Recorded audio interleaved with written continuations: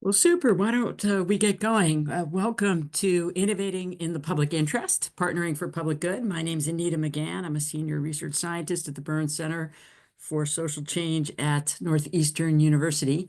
Today is our third out of six sessions uh, on working toward innovating or innovating even at innovation for the public good. So our agenda today is going to be thinking about how to get organized finally after doing a lot of preparatory work on trying to think about how to be effective. So a goal here, the workshop series is all about supporting you as public sector innovators who want to make lasting change that improves lives. We have six sessions. We began by thinking about how to get started, then about how to score some early wins so that you can show and demonstrate the value of innovating and going through the difficulty of actually implementing change. So achieving those early wins. Today, we're going to be talking about how to actually innovate organizationally so that you can be effective. And then our last few sessions will be on learning and growing and scaling, all of which are may seem highly related, but these are very different topics, and I'll talk about that right at the end to try to whet your appetite to return on May 1st, just next week at 2 o'clock. And just to remind you, we're headed towards some in-person workshops for you and your teammates if you want to, get some one-on-one counseling starting in September. So let me begin by talking about where we've been so far. So the goal of our workshop series here is to support you in thinking about how to take something that's on your desk that you know could be done better and actually implementing some sort of a change that will actually make that process more efficient, more effective, higher quality, deliver better outcomes. So we talked quite a bit about how to get started, how to identify a team, how to make sure that the agenda that you're pursuing reflects your own interests, your own focus, and that you're not actually, taking up an opportunity that's been introduced from outside by someone who doesn't really know what your day-to-day life is about. We talked about busting myths and making sure that you break through concerns that are particularly unfounded about how change can occur. Talked about tying your agenda to a redefined public good, and I'll have a little bit more to say about that today, and creating success for your partners. So if you've involved someone from outside your immediate organization, you've thought through how to make them successful in the partnership as well. Last time we talked about structuring some early successes so that the team gets some momentum. You have some sense that the project that you're pursuing actually can come to something important. You want to demonstrate your impact, and in particular, to talk about how value could be created through this intervention that you've designed that others may not be fully aware of. So, the idea would be to say, if we do this, we're going to be able to solve a whole bunch of problems that can't be solved in any better way. And then build a shared understanding of that impact by involving people who might be skeptics in the construction of, evidence that what you're about to do is going to be worthwhile. So all of this is pre-work before you actually start to actually design the intervention. Finally, here we are. It's workshop number 3, and now we're going to start to think about actually implementing the kind of change you envision. We're going to be talking about organizational design challenges and actually implementing something. It could be AI, it could be any technological change, it could really be any type of change. We tend to, in Innovate US, think about AI implementation, so I'll focus on that as an example, but there are many, many types of change that you could pursue that may involve, for example, automation or the introduction of technology altogether, like the new piece of software here. And the goal here is to begin by, starting to think about how you're going to get organized. And what does it mean to be organized or to start to get organized? It means to start to think about things like, what are our goals going to be? How are we going to articulate those? What kinds of incentives do we want, to emphasize and to implement in order to provide a kind of some some energy to the effort. How are we going to measure outcomes? How do we know if we're being successful? How can we assess the performance of contributors and make sure we're improving value? How can we experiment? How can we scale? What kinds of stages of change are we going to go through? So there's many, many things to consider.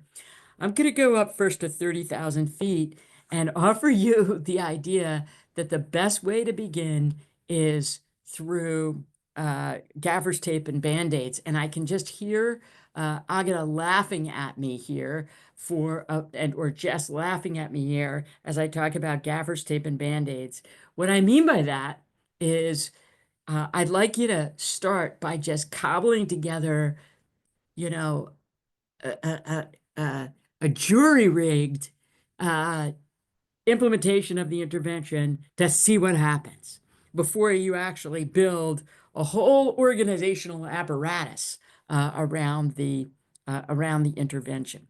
So let me explain why that is important here. So just to review here, you know, someone famous once said that when we focus on technology, you know, implementing something technological or putting in place some sort of a change in the structure of the way work is done, when we focus on that rather than the outcomes that we're shooting for, then we can get distracted. We can get distracted by technological problems, and we can lose energy to focus on the whole purpose of what we're trying to accomplish together, the whole purpose of innovation. In other words, trying to construct the perfect, AI implementation or the perfect technological implementation can prevent you from having impact on the outputs that are important. So when you think about X and Y, something that we talked a lot about last time, thinking about how to design experiments, we talked about focusing and motivating the change by focusing on the why, the objective here. So it's critical to constantly be thinking about what is the big picture here on what we're trying to accomplish, and when can we come up with an intervention or an input, an X, that's good enough to get us to where we need to go. So instead of focusing primarily or exclusively on things like what are we investing in, what are the tech choices that we're going for, what are the implementation plans that we want, instead we turn our attention to what's our mission, how do we want to make things better financially? How do we want to improve customer satisfaction or employee retention? You think that achieving the outputs is going to be easy, and that what's hard is actually doing the implementation.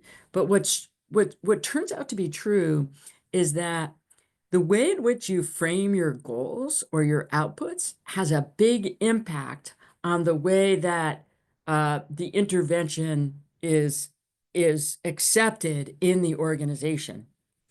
So what we want to do is make sure that there's a kind of constant reflection back onto the big picture of what we're trying to accomplish by doing that. Now, the reason that we focus today on organizations and organizational structure is because it's organizational structure that gets you from inputs to outputs. Now, in large organizations like the ones that are represented by those of you in the room here, organizations, especially in public service, especially in government, tend to reflect settled routines. You've made something, you've created a process that has been tested, it's been vetted. That process may be very old. It may have been implemented decades ago, and it often will reflect historical resolutions of trade-offs in values. So think back to, the way that, for example, a computer system was put in place to run the Registry of Motor Vehicles in the Commonwealth of Massachusetts. And let's say that system, I don't know when that system was implemented in Massachusetts, but just as an example, let's imagine that it was put in the 1980s. And let's imagine that when the system was originally designed for renewing driver's licenses and, registrations and things like that, the core system, that the system was designed for accountability and transparency and fairness and stability and efficiency. And the whole process by which we renew our driver's licenses in the state of Massachusetts, the Commonwealth of Massachusetts, was very successful, successfully implemented around those values. Okay, so what constitutes quality, let's say, in the running of the Registry of Motor Vehicles is, highly efficient, automated, well vetted, and well documented renewals of things like our driver's licenses and our vehicle registrations. You come in and let's imagine that you've got some sort of new AI-based approach that can make the system, let's say, more efficient and potentially, possibly also fairer. You instead of having fewer exceptions where people who are missing little pieces of documentation have trouble, let's say the new AI system that's proposed will facilitate renewals even when documentation is imperfect, let's say, because there's an AI-driven engine that reassures you that the person is legit and eligible for a renewal here. We need to keep our eye on the impact of a proposed intervention like this on the values that the system is designed to support. So somebody may object to the implementation of a new technology like that, not on technological terms, but out of worries that there could be risk-taking. It could be risky because someone might get their driver's license renewed who truly should not have it renewed. Or let's say somebody might feel like this is going to encourage bad behavior. It's going to encourage people not to have their documentation in order when they process their renewals.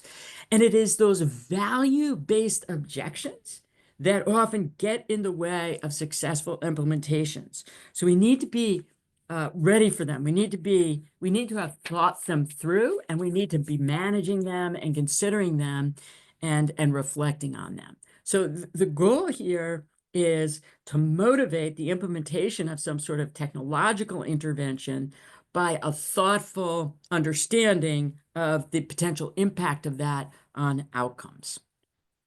Okay, so what we're going to do in our talk today is think through different layers of the kinds of interventions that can occur and the challenges that each type of innovation raises for the way that, high priority outcomes may be trading off against each other. So let's imagine that we start with workflow redesign. Workflow redesign occurs within established units like the Registry of Motor Vehicles, for example, in the Commonwealth of Massachusetts, within the Social Security Administration, in terms of the running of the software. You can think of claims verification and insurance to make sure that the person who is putting in a claim has actually got insurance coverage for that particular item. Workflow automation of any kind would flow into this category, workflow redesign. And this is our least controversial sort of environment or set of candidates for interventions, because the historical trade-offs between different types of values are not deeply affected by the improvement. So what's happening is with workflow redesign is you're improving efficiency, you're improving access to a particular service, you're just raising the bar on what becomes possible without creating any trade-offs against other types of important goals that may be compromised. So for example, if there's a trade-off between privacy and security, you're improving security, but you're not diminishing privacy. That's a workflow redesign goal. You're improving, let's say, access to a particular type of service without diminishing the reliability of the system.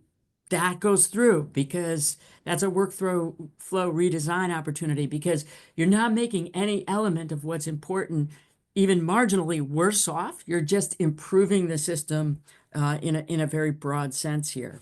Okay, The second layer of innovation is a little bit more risky. We can think of this as strategic innovation.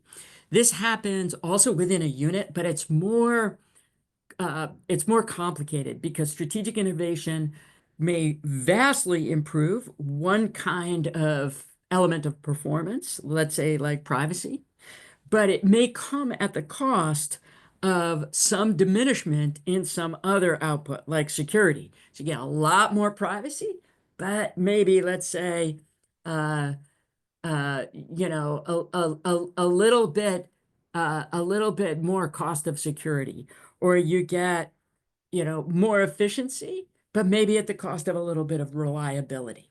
But still, so it needs leadership within a unit to pursue these strategic innovations.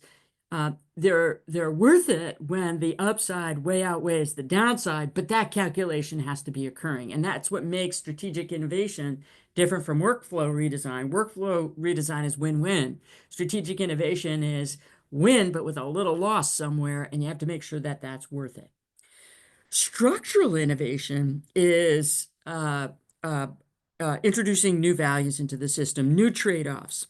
For example, you may say, this is an absurd example, but you might say, we don't need to, a structural innovation would be, we don't need to renew driver's licenses every 5 years anymore. Once someone gets a driver's license, they can keep it forever. Okay, that would be a structural innovation. And we might say that a change like that can really improve efficiency. It can reduce error. It can allow citizens a better experience of service, but it comes with a lot of different kinds of risk. Like, for example, continuing to believe that somebody is licensed to drive in the Commonwealth when they've moved out of state.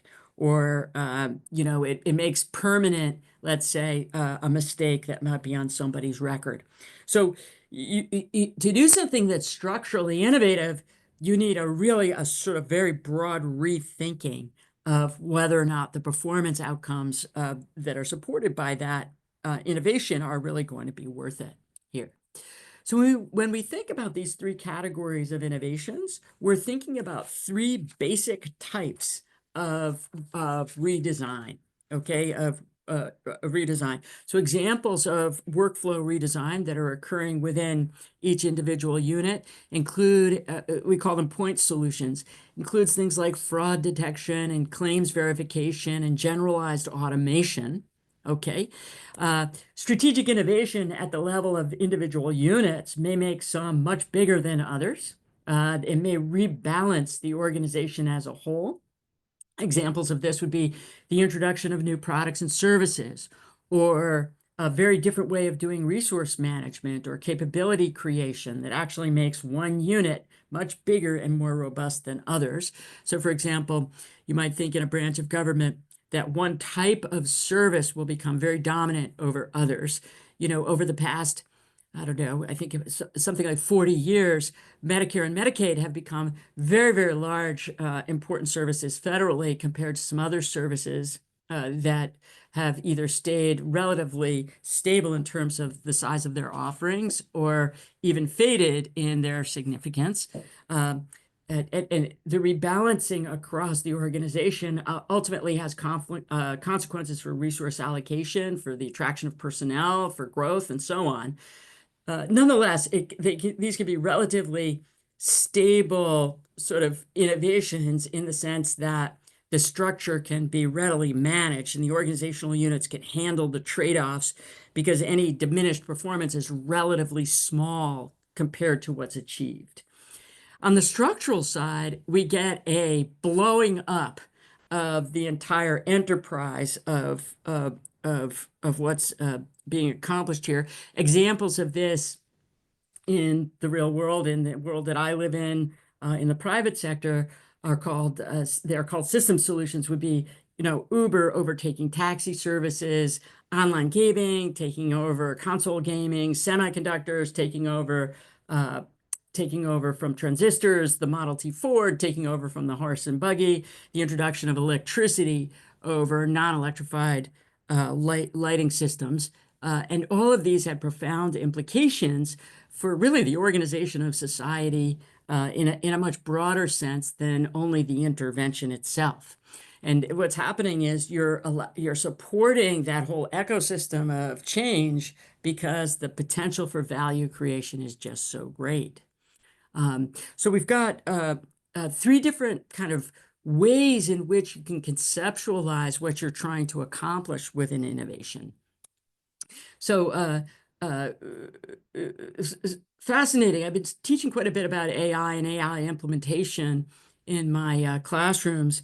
And, here's some broad strokes on the level of commitment that's needed to accomplish each of these three types of innovation.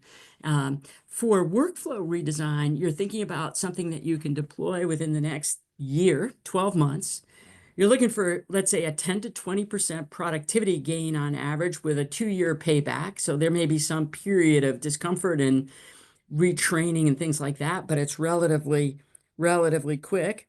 There's no fundamental change in the workflow, and you can get unit heads to implement. Strategic innovation, we're talking 2 to 3 years, but a much larger productivity gain. If you're willing to sacrifice a little bit of performance on a subsidiary element of what's valued, like you're willing to give up a little bit of efficiency or a little bit of quality, or you're willing to take a little more risk, you may be able to create headroom for a big productivity gain in some other element of performance. So we sacrifice a little efficiency, but we get a lot more quality, or vice versa. Or, we sacrifice a little security, but we get a ton more information that can inform innovation. The payback period on strategic innovation like this can be 2 to 10 years. You're extending from the established workflow. It's often with new services or products, like Medicare and Medicaid were. And it has to be led not just by unit heads, but also by a chief executive officer, a head of department, somebody who is charged with a very broad level of responsibility for organization design. On the structural side, we're talking 3 to 5 years, a big productivity gain that can start at 300% and go way above 500.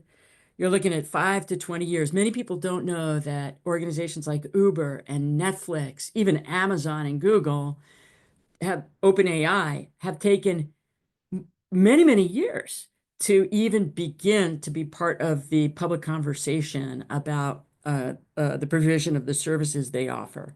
This is a fundamental change in workflow. It has to be led by a senior leader with very broad organizational responsibility and a lot of depth in terms of understanding the technology and understanding what's important to various constituencies here. So as you think about which one of these kinds of innovations you want to pursue, it's worthwhile to understand the greatest barriers to technology adoption are not usually technical. The greatest barriers to technology adoption are usually organizational and cultural, and thinking through the organizational and economic uh, and cultural implications of what you're asking people to do can be critically important to the success of the effort altogether. So for workflow redesign, it's the least risky, it's the quickest to get to fruition, and so it's the place that we often advise colleagues to begin. Because what you can do through a successful workflow redesign project is build a team, start to disseminate understanding of what a technology has to offer, but perhaps even most importantly, begin a conversation about what trade-offs we're willing to accept in different elements of organizational performance, those outcomes. What do what are we willing to live with in terms of possibly, making some compromises? Can we, in the healthcare sector, a lot of change is blocked by physician concern about patient risk. We don't want to get rid of checklists, even if nobody really seems to rely on these checklists very much anymore. We don't want to get rid of them because we don't want to risk a mistake that somebody, takes out the left kidney when it's the right kidney that had to be removed. Okay? We cannot tolerate that risk. So what you're doing with workflow redesign is you're accepting that that value is going to stay in place, and you're trying to improve the system for assuring that the outcomes that are important are fulfilled. What you may learn through that process of workflow redesign, such as I'm describing about kidney transplantation, is that the mistaking of left for right kidney removals almost never happens. In fact, you may be able to document that it never happens, that the systems are in place, there's backstopping of systems that makes that really a very uh, a very remote risk compared to some other risks that may arise more frequently. And let's say there's the risk that somebody's sick and doesn't show up. You don't have a second nurse, you don't have a second pair of hands, a second pair of eyes. That let's say you develop evidence that infection is a greater risk than taking out the wrong kidney, and you document that through the workflow redesign project.